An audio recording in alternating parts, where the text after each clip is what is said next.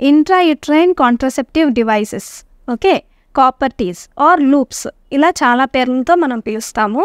ఇవేంటి అంటే లోపల పెట్టేస్తామన్నమాట, అంటే యూట్రస్ లోపల ఇన్సర్ట్ చేస్తాము సో దట్ ప్రెగ్నెన్సీ రాకుండా ఉండడానికి. ఇవి 99% ఎఫెక్టివ్గా ఉంటాయి and they are completely safe. చాలామంది భయపడేటివి ఫస్ట్ థింగ్ బయటకు వచ్చేస్తుందేమో, ఎక్స్పల్షన్ అంటాం. ఇలా ఎక్స్పల్షన్ అయ్యే ఛాన్సెస్ చాలా తక్కువ, ఓన్లీ టెక్నిక్ ప్రాపర్గా లేకపోతేనే అవుతాయి. సెకండ్ థింగ్ ఇన్ఫెక్షన్స్ ఎప్పుడు వస్తాయి అంటే మనం ఇన్సర్షన్ చేసినప్పుడు ప్రాపర్ స్టెరైల్ టెక్నిక్ యూజ్ చేయకపోతే, మేము నో టచ్ టెక్నిక్ యూజ్ చేస్తూ ఉంటాం.